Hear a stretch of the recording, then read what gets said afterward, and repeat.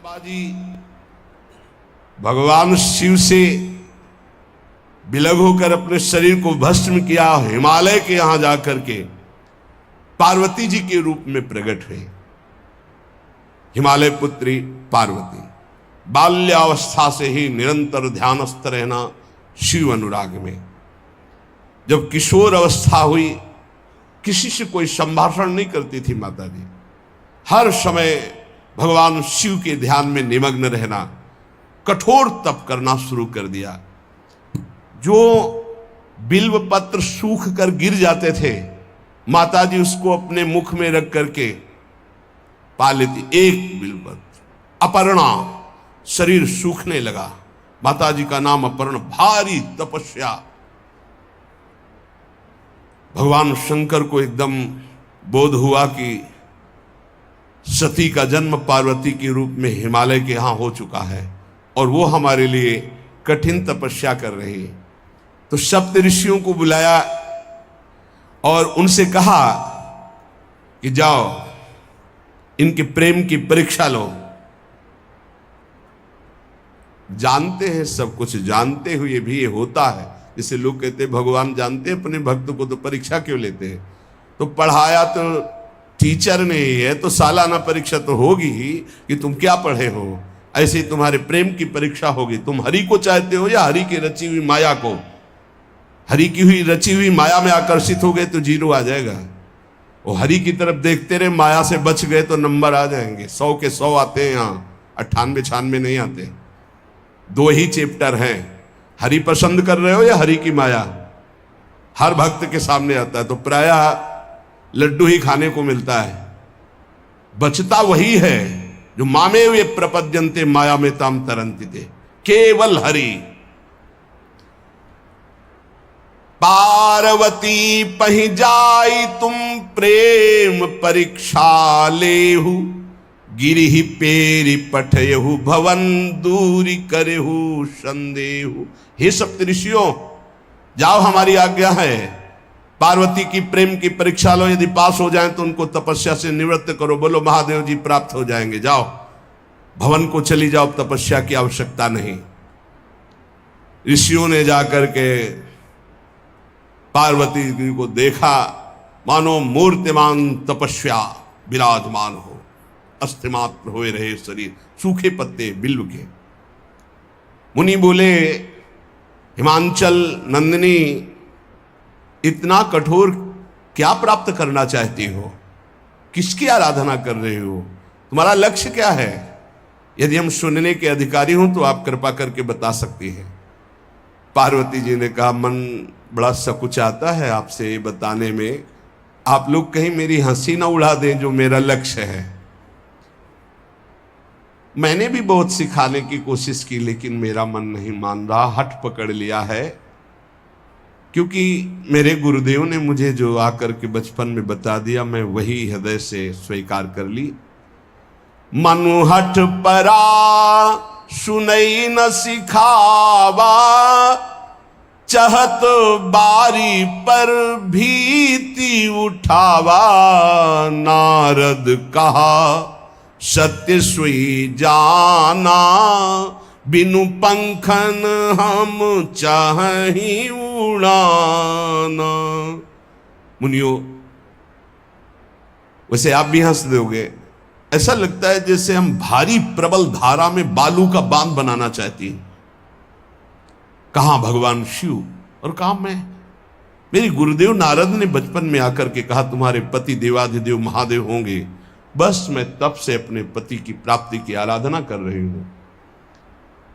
पता नहीं आप मेरी बात सुनकर हंसेंगे कि मानो बिना पंख के मैं आकाश को छूना चाहती हूं। ऋषि हंस पड़े और कहा, बात तो सही है। पर्वत से उत्पन्न हुई हो तो इसलिए तुम्हारी बुद्धि भी हमें लगता है जड़ ही है। नारद के उपदेश से आज तक किसी का घर बसा है? नारद के उपदेश से किसी का घर बसा है? अरे जिस का उपदेश किया उसको बैरागी बना दिया, गृहस्थी तो बनाया नहीं। नारद उपदेश सुनकर किसी का घर बसा हो ऐसा तक प्रमाण नहीं है। देखो दक्ष के पुत्रों को उपदेश किया, 10,000 एक को 1,000 एक, लौट कर नहीं आए, सब बैरागी बन गए। चित्रकेतु को उपदेश किया, घर चौपट हो गया। प्रहलाद जी को उपदेश किया, पूरा हिरण्यकश्यप का नाश हो गया। नारद सीख जे सुनहि नर नारी, अवसि होई तजी भवनु भिखारी। तुम्हारे गुरु नारद जी की जो सीख सुना बर्बाद हो गया, बाबा जी बन गया, भजनानंदी बन गया। वैसे हम बताएं, नारद जी हैं बड़े कपटी, ऊपर से साधु का चिन्ह है, अंदर से कपट। क्या कपट? उसके संसार का नाश कर देते हैं, भगवान से जोड़ देते हैं। मुझे नारद जी की बात कम समझ में आती है। ये उल्टा बोल रहे ऋषि परीक्षा के लिए, गुरु निष्ठा हटाने के लिए, समझ रहे हो? पार्वती जी ने कहा बचपन में मेरे गुरुदेव ने बता दिया, वही मैं। नारद जी की बात आज तक घर किसका? जो नर नारी नारद की बात सुने भवन त्याग करके भिखारी बन गया, प्रमाण है। उनके वचनों पर तुम विश्वास मान रही हो। महादेव जी को पति निर्गुण नीलाज कुबेश कपाली, अकुल अगेह दिगंबर ब्याली। नारद जी ने तुम्हें भगवान शिव को पति बिल्कुल निर्गुण समझो। निर्गुण को बता, दूसरा भी अर्थ होता है और एक अर्थ होता है कि कोई गुण नहीं।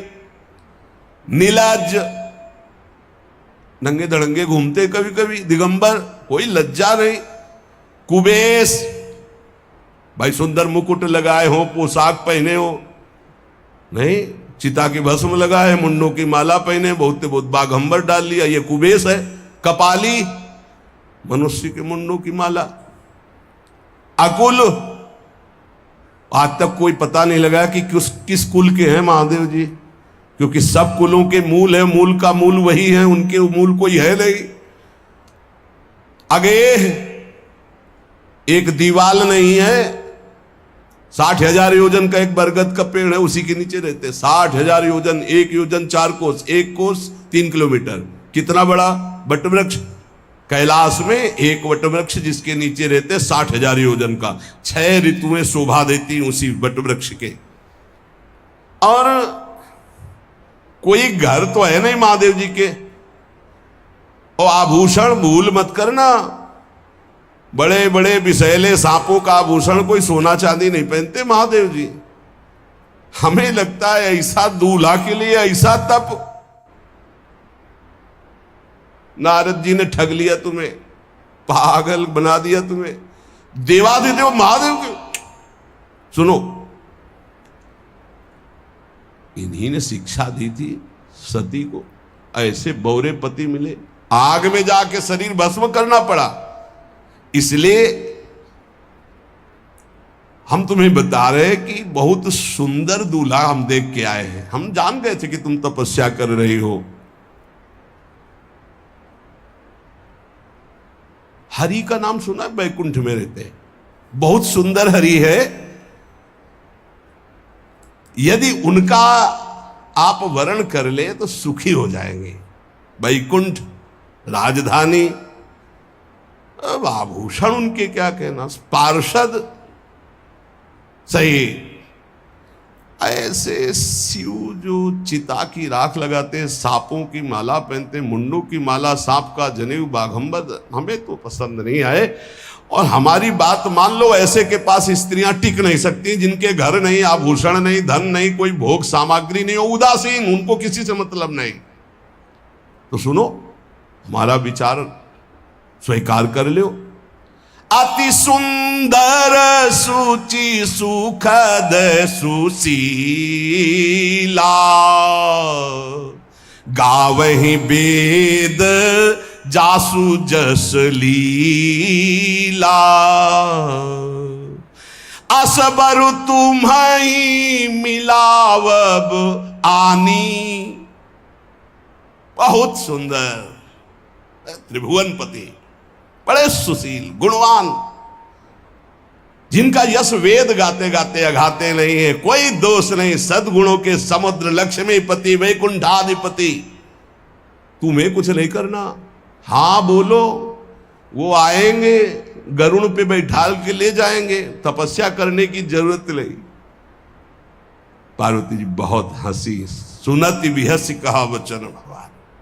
अच्छा अच्छा अच्छा, आपने ठीक कहा कि पर्वत से हमारा प्रादुर्भाव हुआ है, इसलिए आपको यह भी पता होगा कि पर्वत बहुत हठीला होता है, जहां डटा है वहीं डटा रह सकता है। सुनो, पर्वत से सोना भी उत्पन्न होता है, जो आग में जलाने पर भी अपना तेज बढ़ाता है, घटाता नहीं।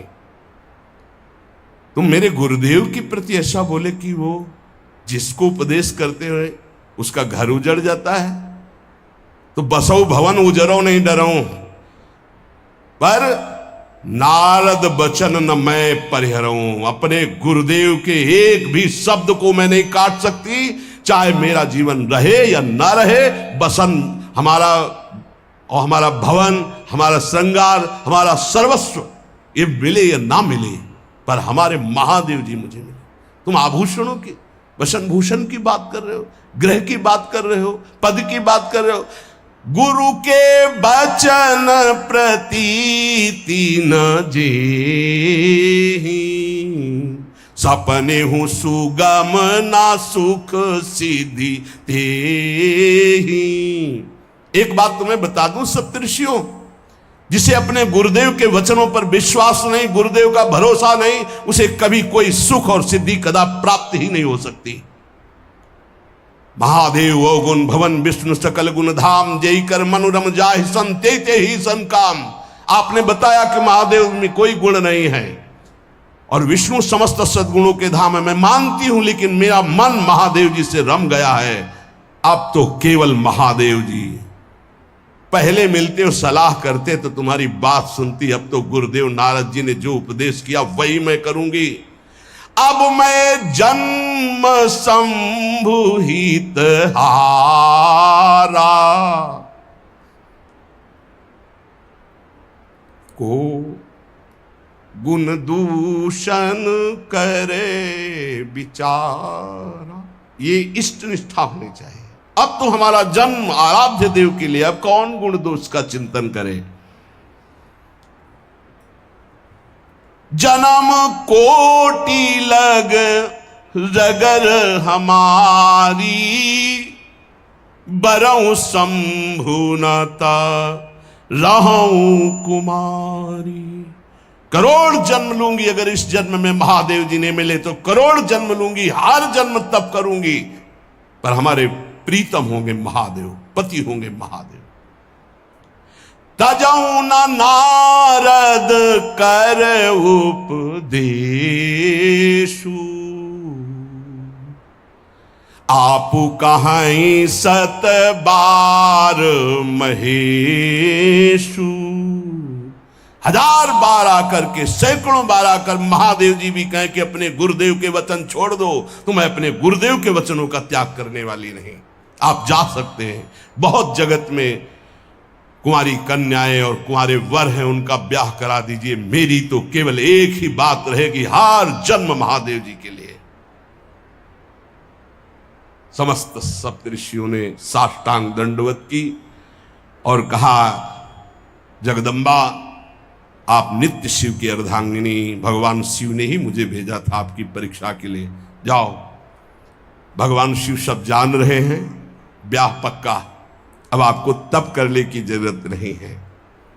तुम माया भगवान शिव, सकल जगत पितुमात, नाई चरण सिर मुनि चले, पुनि पुनि हर्षत गात। प्रणाम करके सप्तऋषि गए, हिमांचल से कहा, सादर अपनी कन्या को लिवा लाओ और ब्याह की तैयारियां शुरू करो। महादेव जी ब्याह के लिए पहले से ही राजी हैं और समस्त देवता, ब्रह्मा जी आदि उनके पास जा रहे हैं प्रार्थना करने के लिए।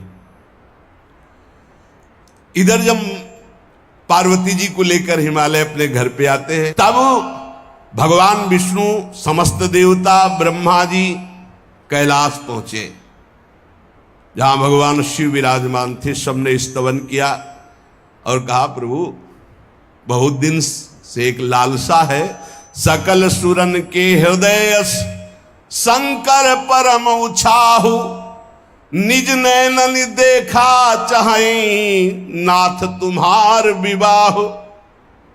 भगवान विष्णु, ब्रह्मा जी, समस्त देवताओं ने कहा, प्रभु हम सबके मन में एक उत्साह है, आप दूल्हा हो, हम सब बराती हो, आपका विवाह देखना चाहते हैं। प्रभु ये उत्सव देख ले तो हमारा जीवन सार्थक हो गया, आप हां बोलो। कामदेव के मद को चूर करने वाले आपको दूल्हा रूप में देखना चाहते हैं हम सब। स्वामी का स्वभाव होता है सेवक को सुख देना। पार्वती जी ने अपार तप किया है आपके लिए, आप उनको अंगीकार कीजिए। भगवान विष्णु ब्रह्मा जी की प्रार्थना सुन करके भगवान शिव जी ने कहा, तथास्तु, ठीक है, ब्याह पक्का। देवताओं ने नगाड़े बजाए, फूलों की वर्षा होने लगी, देवाधिदेव महादेव की जय के नारे कैलाश में गूंजने लगे। सप्तऋषि भगवान शिव के पास आए, कहा, प्रभु बड़ी अनन्य है पार्वती जी आपकी, अखंड प्रेम है, हमने बड़ा छल करके उपदेश किया, लेकिन उन्होंने कहा कि मैं नारद जी का उपदेश नहीं त्याग सकती, करोड़ों जन्म लूंगी और हर जन्म महादेव जी के लिए। भगवान शिव जी की आंतरिक वृत्ति जो पार्वती जी की प्रीति की है उसे कोई नहीं जानता। बहुत विरह में रहे, ऐसा न समझे कि देवाधिदेव महादेव जी परम उदासीन है, नहीं, सती जी के वियोग में बड़ी विचित्र दशा महादेव जी की हुई थी। सप्तऋषि फिर गए पार्वती जी के पास और कहा, अभी बीच में घटना घट गई, कामदेव गया था महादेव जी की समाधि को भंग किया, तो महादेव जी ने कामदेव को भस्म कर दिया, तो अब ब्याह का मतलब क्या रह गया। भवानी ने कहा, तो तुम क्या अभी तक भगवान शिव को कामयुक्त देखते थे क्या? क्या तुम समझते हो तुम्हारे जान काम अब जा रहा? अरे अब लग शंभु रहे सभी कारा, तुम्हारी नजर में अभी तक भगवान भिखारी थे और अब काम को भस्म किया है। अरे हमने भगवान शिव की आराधना की, हमारे जानी सदा शिव जोगी, अज अनवद्य अकामो अभोगी। मैंने तो शिव को सदा ही योग संपन्न ब्रह्मबोध देखा है। वचन और कर्म से, मन से मैंने यदि भगवान शिव को अपना स्वामी माना है, योगी, अजन्मा, अनिंद्य, काम रहित, भोगहीन, तो निश्चित मुझे प्राप्त होंगे। भगवान शिव के पास फिर सप्तऋषि गए, बोले, प्रभु गजब की निष्ठा है, केवल आपके प्रति प्रेम है। ब्रह्मा जी ने लगन रची, सप्तऋषियों को बुलाया और कहा, ब्याह दोनों तरफ, ये लड़की पक्ष की लगन, ये वर पक्ष की लगन। ब्याह तय हो गया, दिन नक्षत्र घड़ी, नगाड़े बजने लगे, देवताओं के लिए सुमन वृष्टि हुई। ब्रह्मा जी ने सबको बुलाया, हिमालय ने सबको निमंत्रण दिया, बड़े बड़े पर्वत भेंट लेके आ रहे हैं, बड़े बड़े रसनिधि समुद्र भेंट लेकर के आ रहे हैं। वहां भोजन पान के लिए हिमालय के पास कोई कमी थोड़ी थी, रस की नदियां बह रही थी, विविध प्रकार के रस, विविध प्रकार के फल, विविध प्रकार के भोग वहां सब व्यवस्थित किए जा रहे हैं। ब्रह्मा जी ने कहा, देखो सबसे पहले नारायण की समाज रहेगी, दूल्हे की नहीं रहेगी, नहीं तो गाली ही पड़ेगी। हिमालय के यहां प्रवेश पाने के लिए बरातियों में सबसे पहले नारायण, फिर देवराज इंद्र का परिकर, वायु देवता, अग्नि देवता, सबसे पीछे दूल्हा की बारात। बात तय हो गई। ऐसे ऐसे सब लगे संवारन सकल सुर, वाहन विविध विमान, हो ही सगुन मंगल सुबद, करहीं अप्सरा गान। सब अपने अपने वैभव संपन्न सब तैयार हो रहे हैं। बोले महाराज दूल्हे को तैयार किया जाए। शिव ही शंभुगन करहीं सिंगारा, जटा मुकुट अहि मोर संवारा। कुंडल कंकन पहिरे ब्याला, तन विभूति पट के हरि छाला। शशि ललाट सुंदर सिर गंगा, नयन तीन उपवीत भुजंगा। गरल कंठ उर नर सिर माला। अशिव वेश शिव धाम कृपाला। कर त्रिशूल अरु डमरु विराजा, चले बसहा चढ़ी बाजही बाजा। देखी शिवहि सुरत्रिय मुस्काही, बरलायक दुल्हनी जग नाही। दूल्हे की तैयारी हो रही भाई। चिता की भस्म, चिता की भस्म। इसे पाउडर ले गए, पहले चिता की भस्म लगाई गई। अब जटाएं बांधी गई।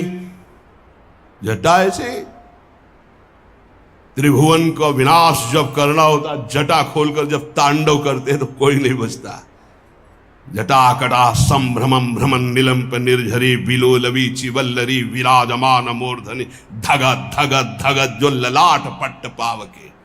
तीसरा नेत्र मानव विश्व का विनाश करने के लिए उसे पटबंद किए हुए विशाल जटाएं। जटा का तो मुकुट सवार आ गया। अब जटा बंध है का ऐसे सांप, ये मुकुट सांप। और कुंडल करिया और भूरी भी थी। हाँ, सोने चांदी के लिए डंक मार दे तो बेहोश हो जाओ ऐसे। पहिरे ब्याला, बाजूबंद छोटे फण वाले है। कोई पनिहा, कोई दुमहा ऐसे। और ऐसे जनेऊ वासुकी नाग, गले के माला भगवान का विभूत, ऐसा स्वरूप है। और शेर की छाल नीचे। शशि ललाट, द्वितीया का चंद्र। शशि ललाट, ये मुकुट द्वितीय का चंद्रमा। सुंदर सिर गंगा, भगवती गंगा। फव्वारे ले उठते जटा के बीच से गंगा जी। नयन तीन, माथे वाला बंद है, दो खुले हैं। उपवीत भुजंगा, जनेऊ वासुकी नाग। गरल कंठ, नीलकंठ विष यहां रोके हुए। और मुंडों की माला, हाथ में त्रिशूल, डमरू बंधा हुआ, नंदकेश्वर पे सवार। बोले ऐसे दूल्हा के लिए दुल्हन तो त्रिभुवन में नहीं मिलेगी। ऐसा दुल्हन दुल्हन का मिलेगी। अच्छा, दूल्हा सज गया। ब्रह्मा जी ने देखा, बोले महाराज आगे आपकी सवारी। नारायण भगवान उनके चतुर्भुज पार्षद, शोभा सुगंध सौरभ। आगे गरुण पे सवार, पीछे हंस पे सवार ब्रह्मा जी अपना परिकर। देवराज इंद्र, भगवान विष्णु जी दूल्हे की तरफ देखे। बोले महाराज विष्णु कहा अस बिहस तब बोल सकल दिशराज। बिलग बिलग होई चलो सब निज निज सहित समाज। कोई भी दूल्हे के पास मत फटको, पीछे रहने दो, सब अलग अलग समाज चलो। नहीं पानी नहीं मिलेगा हिमालय के अगर आगे ये हुई तो। अब तो वर अनुहारी बरात न भाई, हंसी करहियो पर पुरजाई। नारायण ने कहा कि दूल्हा के अनुरूप ही हम सब बराती नहीं भैया, दूल्हा सबसे पीछे, सब बराती क्रम से पहले हम, फिर ब्रह्मा जी, फिर देवराज इंद्र, ऐसे सब। भगवान शिव ने कहा तुम अपने पार्षद सब लिए हो, तो हम बुलाते हैं। श्रृंगी निकाली, जे ही बजाया तो भगवान शिव के पार्षद आ गए। शिव अनुशासन सुनि सब आए, प्रभुपद जलज शीस तिन, जय हो महाराज की आज्ञा करो। अरे बोले विवाह हमारा बहुत दिलों से आओ। घुचप्पा जैसे देखो ना, अगिया बैताल। हाँ अब कैसे शिव के बराती हैं, जरा ये आगे पार्टी तो निकल गई बंदनी। ये जो भगवान शिव ने बुलाया बरातियों को, अपने साथियों को मुखहीन विपुल मुख काहू, बिनु पद कर को बहुपद बाहू, विपुल नयन को नयन विहीना, रिष्ट पुष्ट को अति तन खीना। किसी के एक को मुख नहीं, केवल मांस का पिंड है, और किसी के पूरे शरीर में मुख ही मुख है। किसी के एक भी हाथ पैर नहीं है, लुढ़कता चल रहा है, और किसी के बहुत से हाथ पैर हैं। किसी के नेत्र नहीं है, किसी के बहुत नेत्र हैं, बड़ा विचित्र। किसी के हड्डी हड्डी है तो कोई बहुत मोटा है, कोई बहुत पतला है। तनखीन को अति पीन, पावन को अपावन, गति धरे भूषण कराल, कपाल कर सब सद्य सोनित तन भरे। खरस्वान सुमर सुकाल, मुख गन भेष अगणित को गने, बहु जिनस प्रेत पिशाच जोगी, जमात वर्णत नहीं बने। पिशाचिनी खून लपेटे नाच रहे, भगवान शिव का विवाह। और भूत और किसी के सुअर के मुंह, किसी के कुत्ता के मुंह, किसी के गधा के मुंह, बड़ा विचित्र भेष भगवान के शिव के पास। नाचहि गावहि गीत, कौन अप्सरा गंधर्व नहीं, परम तरंगी भूत हो, ऐसे बच रहा है। ये गान हो रहा है, हड्डी हड्डी है भूत की, भगवान शिव के सामने नाच रहा है, गा रहा है। कैसा शोभा होगी, खून लपेटे पिशाचिनी, अगिया बैताल, रोड लाइट, अगिया बैताल, भगवान शिव की बारात। भूत प्रेत बड़े मौजियल, स्वामी का विवाह हो रहा है, खूब छिड़क कर नाच रहे, देख ले तो मूर्छा आ जाए।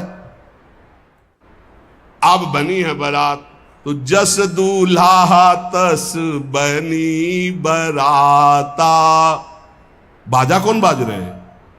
कोई गाल बजा रहा है, कोई मुंह बजा रहा है, वो बैंड थोड़ी बज रहे, कोई चीख रहा है। तो जैसे अलग अलग नहीं, तुरही बज रही, ये बज, वहां कोई बाजे नहीं, सब भूत है, भूत प्रेत पिशाचिनी, ऐसे स्वर निकल रहे हैं। अब भगवान शिव चले नंदिके पर सवार होकर, जस दूल्हा तस बनी बराता। हिमालय बड़े उत्सव में है, देवाधिदेव महादेव जी की महिमा हिमालय की पत्नी से नारद जी ने सब सुना रखी है। अब तो जितने भी सुंदर सुंदर सब पदार्थ, सब व्यवस्थाएं, सब किए, हाथ जोड़े खड़े हैं। जगदम्बा जहां विराजमान है, वहां सिद्धियों की कौन सी कमी है। ये हुआ कि जय हो बारात पधार रही है, सामवेद का गान करते हुए गरुड़ पर विराजमान भगवान नाथ। सब हिमालय वासी ओहो धन्य है, धन्य।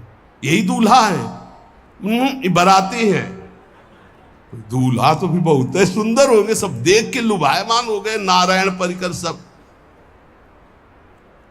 पीछे देखा हंस पर सवार भगवान ब्रह्मा जी, चतुर्मुख, वेद सब। दूल्हा पीछे, गांव के नगर के लोग है ना, ये दूल्हा नहीं, सयाने लोग कहते हैं दूल्हा। दूल्हा तो ये तो ब्रह्मा जी है, देवराज इंद्र, ये दूल्हा? नहीं नहीं नहीं, ये दूल्हा नहीं, ये दूल्हे की बाराती है। वो गजब, इतने सुंदर दूल्हे के बाराती, तो दूल्हा तो फिर बहुत हृदय में आनंद है, उत्साह है। नगर की बालक बालिकाओं नौबधुओं को ऐसे देख रहे, दूल्हा कौन है ऊपर से चले। जब सब निकल गए तो बहुत हृदय में आनंद था कि अब दूल्हा के दर्शन होंगे। जोई दूल्हा की पार्टी आई, शिव समाज जब देखन लागे, भीतरी चले बाहन सब, जितले अगवाली कर ले आए थे, धोती संभाल के जान बचा के भागे। जो बड़े बूढ़े थे, जो महिमा सुने थे, वो धरि धीरज ताहा रहे सयाने, बड़ी हिम्मत करके रुके कि शिव हैं। लेकिन जो नौजवान बालिकाएं, बूढ़ी नौबहुएं, ये को वहां मंगलाचार में नहीं टिकी, सब अगवानी पे भाग पड़ी। धीरज धर करके बालक घर में पहुंचते, जवान पहुंचते, बहुएं, क्या बात है, तुम लोग भयभीत क्यों हो गए? कोई घटना घटी क्या ब्याह में? कहीं काह कही जाई न बाता, ये जमकर धार की धो बरियाता। बारात है, यमराज की पूरी सेना आ गई है। भैया दूल्हा देखा कैसा? बोले बरु बौराह बसह असवारा, ब्याल कपाल विभूषण छारा। देखा है दूल्हा? बरु बौराह, बावरा है। क्यों? बैल पे सवार है, सांप की माला पहने, भस्म चिता की लगाए, मुंडों की माला। अरे पूछो मत, ऐसा दूल्हा। दूल्हे के शरीर तन छार ब्याल कपाल भूषण नगन जटिल भयंकरा, संगभूत प्रेत पिशाच जोगिल बिकट मुख रजनी चरा। जी के लौट के बता रहे, भाग्य मनाओ, जो जियत रहा है बारात देखत, पुण्य बढ़ते ही कर सही। जिंदा लौट आए, बड़े पुण्य समझो। जो बारात देख ले और जिंदा रह जाए, बड़े भाग्य तिनके। देखी सो उमा विवाह घर घर बात सब लड़िकन। सबने कहा कि अगर दूल्हा को बाराती को देख के जिंदा रह जाए तो विवाह देख पावेगा, मतलब जिंदा नहीं रहेगा। जो बड़े बुजुर्ग थे वो समझा रहे, देखो भगवान शिव हैं, ये उनकी समाज है। सबको वास दिलाया गया। अब आरती करने के लिए, सुमंगल गाने के लिए नवीन नवीन स्त्रियां पार्वती जी की माता के साथ आ रही। मैना सोने की थाल है, बड़ा आनंद है। दूल्हा का प्रथम दर्शन और आरती लेके जे भी देखा दूल्हा को, यही दूल्हा है। हां, भारी रोष पैदा हुआ कि नारद जी ने बर्बाद कर दिया हमारा घर। हमारी बिटिया सूखे पत्ते खा के इसके लिए भजन करती रही। मैना जी ने पीछे मुड़ के देखा, एक भी नहीं स्त्री थी, अकेले थाली लिए खड़ी थी। लौट के आई, उन्होंने कहा कि सब भाग क्यों पड़ी? बोले प्राण बचाए, ऐसे ऐसे करिया फुसकार रहे थे। कोई थाली पटक दी, आरती की गई। पार्वती जी को गोद में बैठाला और रोने लगी। बिटिया ऐसे के लिए भजन किए हो, ऐसे के लिए तपस्या किए हो? आंसू भर के कहा कि विधाता की बुद्धि मारी गई। जिसने तुम्हारी जैसी सुंदर कन्या, वो ऐसा बावरा दूल्हा, ये संयोग रचा है। बुद्धि खराब हो गई ब्रह्मा की।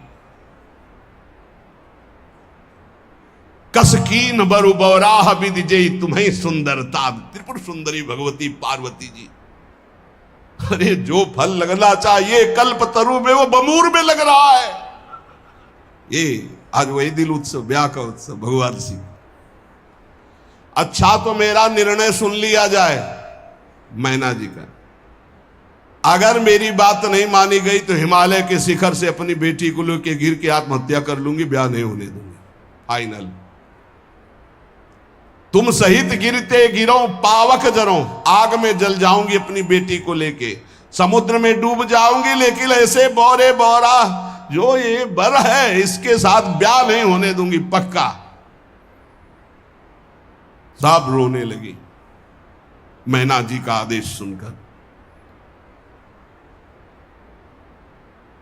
मैना जी कहती हाय मैंने नारद जी का क्या बिगाड़ा था, नारद कर में काह बिगाड़ा, भवन मोर जिन बसत उजारा।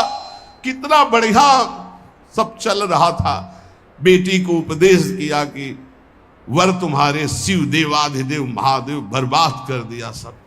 ऐसा दूल्हा, सच्ची मैं ठगी गई नारद जी के द्वारा, पर अब अपना घर बर्बाद नहीं होने दूंगी। क्या जाने नारद जी बेटी का प्रेम क्या होता है, बांझ कभी प्रसव की पीड़ा जानती है, क्या जाने बाबा जी है हमारी बेटी हो ऐसा दूल्हा। जब देखा कि मां बहुत गुरुदेव को उल्टा सीधा बोल रही है तो उन्होंने कहा माता विचार पूर्वक, जननी ही बिकल बिलो की भवानी, बोली जुत विवेक मृदुबानी। मां विचार पूर्वक, तुम क्यों ऐसा आलाप कर रही हो, अगर मेरे भाग्य में ऐसा पति लिखा है तो तुम टाल नहीं सकती। करम लिखा जो बाउर नाहू, तो कत दोष लगाई काहू। तुम सन मिटे की विधि के अंका, व्यर्थ लेहू जनि मातु कलंका। मां मेरे भाग्य में ऐसा ही लिखा है, आप व्यर्थ में क्यों रो रही। जब पार्वती जी की ऐसी करुण बात सुनी तो सब स्त्रियां रोने लगी, विधाता को दोष लगा रही। नारद जी के पास हिमालय गए, बोले हम तो संभाल लेंगे, घर में सब गड़बड़ हो गया। अरे इनको समझाते कि ठीक से आते, कैसे आए हैं ये, जैसे विनाश कर ले आए हो। अरे ब्याह कर ले आए, घर में सब बिगड़ गया, मैना बिखर गई, ब्याह बंद, अब नहीं होगा, संभालो जाके। नारद जी गए और जाकर के मैना को कहा देखो ये इनका बाहरी रूप है, ये जो आपके यहाँ पार्वती के रूप में जन्मी, ये नित्य इनकी अर्धांगिनी सती है, जो यज्ञ भवन में शरीर छोड़ करके आपके यहां जन्मी, ये इनकी नित्य संगिनी है। आप ऐसा शोक मत कीजिए। नारद जी विविध प्रकार से माता को समझाया। इनके द्वारा एक भ्रम हो गया था तो इनको शरीर त्यागना आवश्यक हो गया। जब भगवान श्री राम सिया जी के लिए हे खग हे मृग हे मधुकर श्रेणी तुम देखी सीता मृग नैनी ऐसा पुकार रहे, तो भगवान शिव ने प्रणाम किया और सती जी के मन में संशय हुआ। सती जी ने सीता वेश धारण किया। जब भगवान शिव ने जाना तो उसी समय त्याग कर दिया था कि अर्धांगिनी रूप में अब कभी स्वीकार नहीं कर, क्योंकि पूज्य माता का रूप आपने धारण किया। तो मूल बात ये थी, इसीलिए योगाग्नि में जाकर शरीर को भस्म कर दिया और आपके यहाँ पार्वती जी के रूप में जन्मी है।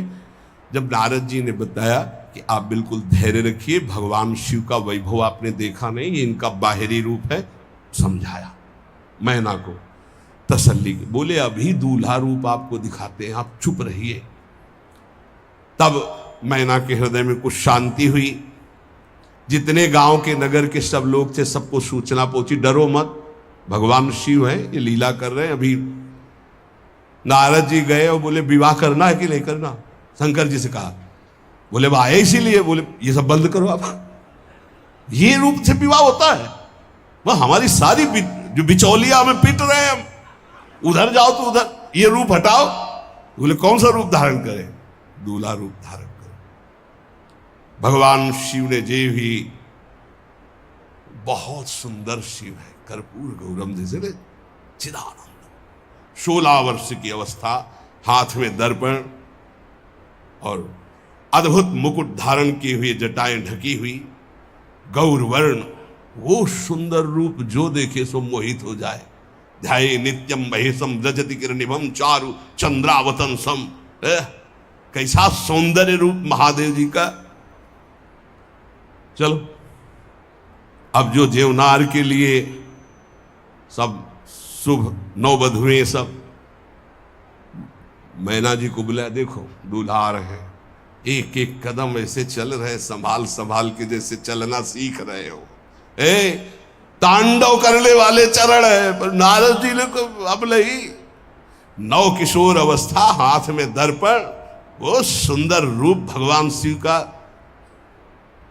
एक एक कदम बारात में जो देखे सो मोहित। मैना ने कहा हो अहो भाग्य, ऐसे दूल्हा बोले वही हैं जो नंदी पे सवार थे, इनके स्वरूप को जानना बड़ा कठिन है। अब जो सुंदर जेवनार हुई बरातियों के साथ भगवान शंकर की बड़े मधुर गीत गाए जा रहे हैं। मुनियों ने फिर हिमवान को लगन पत्रिका सुनाई। विवाह का ठीक समय देख करके समस्त देवता और वेद स्वयं मूर्तिमान होकर वेद उच्चारण कर रहे हैं। भगवान शिव का पाणी ग्रहण संस्कार हो रहा है। पार्वती जी जब श्रृंगार करके सभा में आई ब्याह मंडप पे, तो कोई ऐसा नहीं था जो देखकर मोहित न हो गया हो। त्रिपुर सुंदरी अम्बा है, लेकिन सब ने उनके श्री चरणों में सर झुकाया, क्योंकि जगदात्मा महेश पुरारी जगदम्बिका जानि भव भामा सुरन मनन मन कीन प्रणाम। ऐसा सुंदर रूप अम्बा जी का त्रिपुर सुंदरी है। जब वो दुल्हन रूप में पधारी, कोई भी ऐसा नहीं था जो एक बार देखकर मोहित न हो, पर सब श्री चरणों में, क्योंकि जगदम्बिका है, भगवान शिव की आद्या शक्ति है। सुंदरता मर्जाद भवानी जाय न कोटि बदन बखानी। करोड़ों मुखों से यदि वर्णन हो तो इस समय जो पार्वती जी का सुंदर रूप है, नव किशोरी और दुल्हन रूप, पार्श्व में बैठे अत्यंत सुकुमार, कपूर और चांदी की तरह गौर वर्ण, एकदम तेजोमय, विशाल नेत्र, स्वर्ण आदि के आभूषण, कहीं कोई एक बिच्छू सर्प कुछ नहीं, बिल्कुल नव किशोर राजकुमार स्वरूप भगवान शिव। पार्वती का मन रूपी भौरा शिव जी के रूप को देखकर लुभायमान हो रहा है। आज्ञा भई ब्याह प्रारंभ हो। आश्चर्य की बात, गणेश जी का पूजन सबसे शुरू हुआ। लियो मुनि अनुशासन गणपति पूजे शंभु भवानी गणानान्त्वा गणपति ग्वंघवामहे प्रियानान्त्वा प्रिय।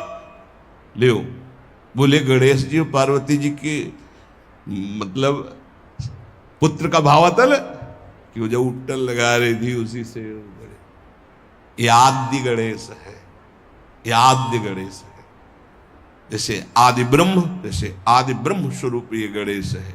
भगवान शिव और पार्वती जी ने प्रथम गणपति पूजन किया। मुनि अनुशासन गणपति ही पूजे शंभु भवानी को सुनि संशय करे जनी। ये अनादि जी जान, कोई संशय मत करना कि वो पुत्र है जो पार्वती जी से प्रकट हुए। बोले नहीं, ये अनादि गणपति का पूजन हो रहा है जो ब्रह्म गणपति है। जस विवाह कै विधि श्रुति गाई महामुनिन सो सब करवाई। गही गिरीश कुश कन्या पानी भवई समर्पी जानी भवानी। पाणी ग्रहण संस्कार किया, कन्यादान। ये बहुत बड़ा गृहस्थ धर्म में परम पावन है। देखो जो हमारी पूर्व धर्म मर्यादा की संस्कृति कितनी पावन संस्कृति है, जिसको आज हम भूलते चले जा रहे हैं, मनमानी आचरण करते चले जा रहे हैं। इसलिए गृहस्थ भी सुखमय नहीं रह गया है। गृहस्थ अगर धर्म के अनुसार हो तो उसको परम पद की प्राप्ति होती, परम मंगल होता है। बहुत ये जो हमारी धर्म मर्यादा है बहुत सुख देने वाली है, लेकिन इसका प्रतिदिन उल्लंघन ही होता जा रहा है। न माता से मतलब, न पिता से मतलब, मनमानी आचरणों से मतलब, जो मन जैसे आवे वैसे बहे, ये हमारी धर्म मर्यादा। देखो स्वयं भगवान कैसी मर्यादा है। पानी ग्रहण कर रहे, कुछ जल मंत्र, ब्रह्म ऋषि साक्षी, फिर पानी ग्रहण। पानी ग्रहण जब कीन महेशा, ये हर से तब सकल सुरेशा। वेद मंत्र मुनि बर उच्चरहि, जय जय जय शंकर सुर करहि। बाजहि बाजन विविध विधाना, सुमन वृष्टि नभ भय विधि नाना। जिस समय पाणी ग्रहण भगवान देवादिदेव महादेव रंबा पार्वती का हुआ, समस्त देवता मुनिगण वेद मंत्रोच्चारण करते हुए जय हो जय हो जय हो, विविध बाजे बज रहे, पुष्पों की वर्षा हो रही। हर गिरजा कर भयउ विबाहु, सकल भुवन भरी रहा उछाहु। भगवान शिव और पार्वती जी का विवाह संपन्न हुआ। बहुत कुछ श्री चरणों में भेंट रख करके हिमांचल ने प्रार्थना की, प्रभु आप तो कृपा के समुद्र हैं, अगर मेरी पुत्री से कभी कोई गलती हो जाए तो क्षमा करना। नाथ मामम प्रांशम ग्रह किंकरी करेहु, क्षमेउ सकल अपराध वही प्रसन्न वरुदेव। हे शिव, आपसे एक ही प्रार्थना है, मेरी पुत्री अबोध है, कभी कोई गलती कर दे तो हे नाथ मैं क्षमा चाहता हूं, मेरी पुत्री से कभी आप रुष्ट मत होना। बहुत प्रकार से भगवान शिव ने उनको आशीष दिया, ढांढस बंधाया। फिर भगवान शिव और उमा आनंद पूर्वक कैलाश पधारे। चरित सिंधु गिरजा रमन, वेद न पावहि पारु। बरने तुलसी दास किमि, अतिमति मंद गवा। कह रहे भगवान शिव की महिमा को तो वेद नहीं पार पा सकते। गोस्वामी तुलसीदास जी कह रहे मैं भला उस महिमा को कैसे गा सकता हूं, मैं तो गवार बुद्धि का हूं। भगवान शिव और माता पार्वती जी आज भी अब भी कैलाश में विराजमान है। हर गिरजा विहार नित नयऊ, यही विधि विपुल काल चले गए। भगवान शिव और पार्वती का जो मंगल में विवाह सुनेगा, भगवान के चरणों में प्रीति, समस्त पापों का नाश होकर हृदय की निर्मलता, हरिहर में प्रीति निश्चित प्राप्त होती है। क्योंकि ये परम वैष्णवाचार, परम बोध संपन्न जगत गुरु भगवान शिव की लीला हृदय के अहंकार को मिटाती है। ये अहंकार के अधिष्ठात्र देवता है भगवान शिव, और जब तक अहंकार रहता है तो हरि के चरणों में या प्रियाजू के चरणों में प्रीति नहीं होती।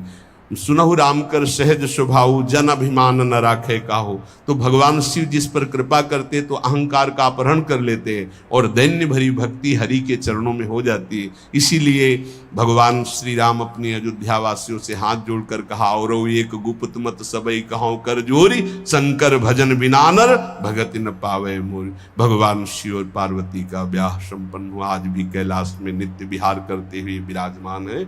ऐसे उनके चरणों को प्रणाम करके अपने आराध्य देव के चरणों में प्रीति मांगते हैं। नमः पार्वती पतये हर हर हर महादेव। जय जय श्री राम।